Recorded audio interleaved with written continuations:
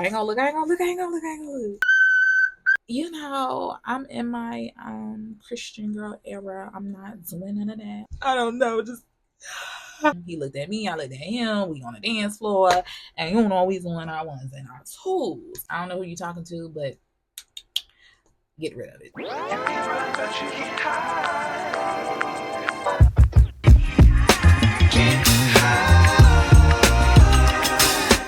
Hey y'all, welcome back to Soulful Key. If this is your first time here, don't worry, baby, because I consider you a VIP. But if you're an OG and you know me, thank you for supporting Key.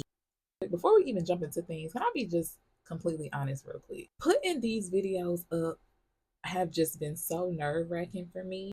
Just reliving these moments and telling y'all what I went through, something that I want to have open dialogue with God about. So without further ado, I told y'all in the last video that how I wanted to do pretty much my adulthood relationships or situationships. I wanted to focus on a few men, more than a few, that I feel like just, I don't know, altered my brain chemistry in some way. And so I have them all in a hat, and I'm just going to randomly choose one of them. They all have names. So here's the hat, and I have sticky notes. How I did the names were I wanted to make sure that I kept private as much as I'm able to keep private, especially since I am speaking about other people who have been a part of my journey. Just fun names that I remember the person by. So if y'all are ready to jump into the tea, let's do it. And I'm gonna randomly choose one of the names. And I'm just sitting here thinking, what am I doing? You know what? It's okay. Because I can't see 3, 4, 5, 6, 7, 8 years from now. But you know who can? So y'all can see. I ain't gonna look, I ain't gonna look, I ain't gonna look, I ain't gonna look. All right, all right, all right. Y'all see it? Ooh. Okay, we are talking about Mr. Mercury. Okay, let's get into it. I don't even know where to start. Okay, let's start where you met Mr. Mercury. So let me take a sip of water.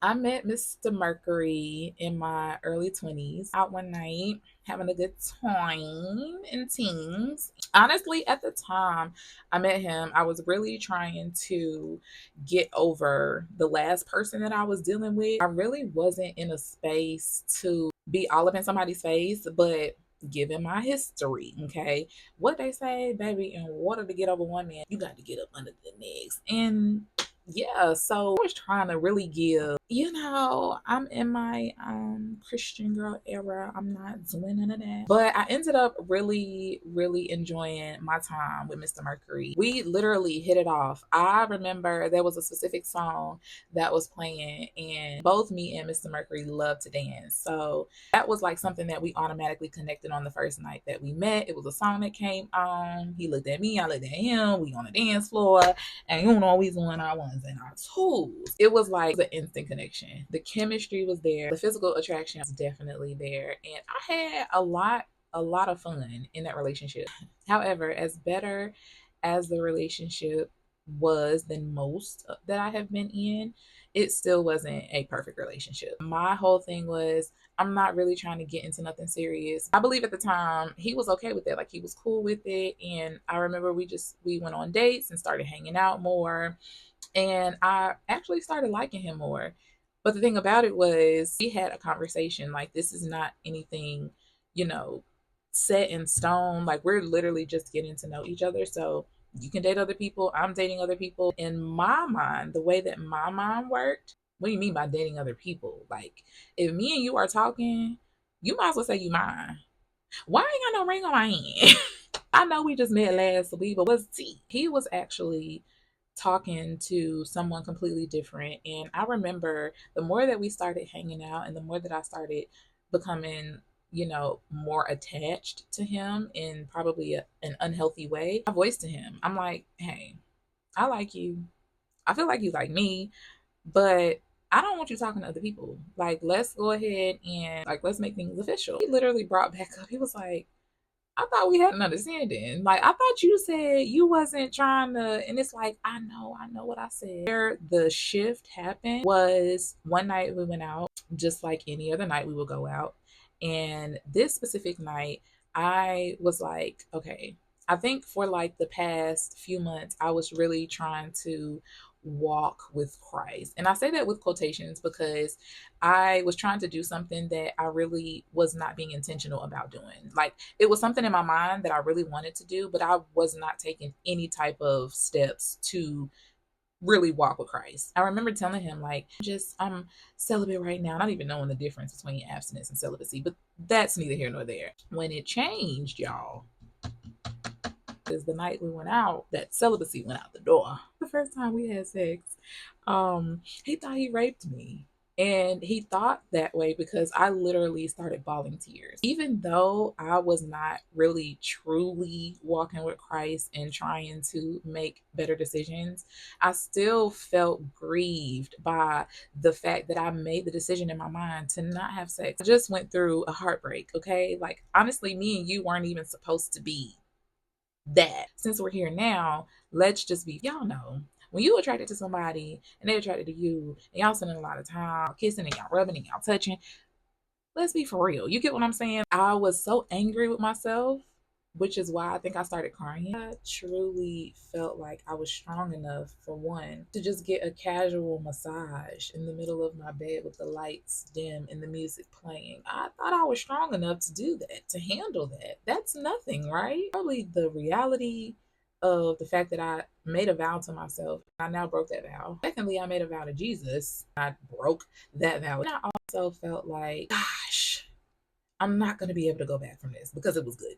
I had to switch some things up because I'm running out of storage. So let me wrap this up. Now that that soul tie was created, now you're automatically mine. And I didn't even want him dating anybody else. Like I voiced that to him and I was like, hey, I don't know who you're talking to, but get rid of it. We actually dated for a while. The relationship went on for some time. I remember toward the end of our relationship, I started having really, really bad panic attacks and things just got real hazy. I felt like I wasn't being heard, and he probably felt the same way. I feel like there were a lot of deeper issues with the both of us that just kind of drove us away from each other, and I started feeling really distant. And because I'm someone who deals with an anxious attachment style, anytime that I'm already attached to somebody and they're about to create distance, oh my goodness, I panic so bad. This was the first night that our argument just, it blew out of proportion. When we met, he wasn't using any type of, like, he wasn't drinking, he wasn't smoking, he wasn't doing any of that. But by the end of our relationship, I noticed that the drinking and the smoking had picked up tremendously and it caused a lot of arguments between us. I remember one night in particular, the argument got so bad, y'all. I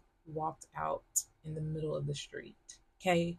Walked out in the middle of the street. It's pitch black dark at night.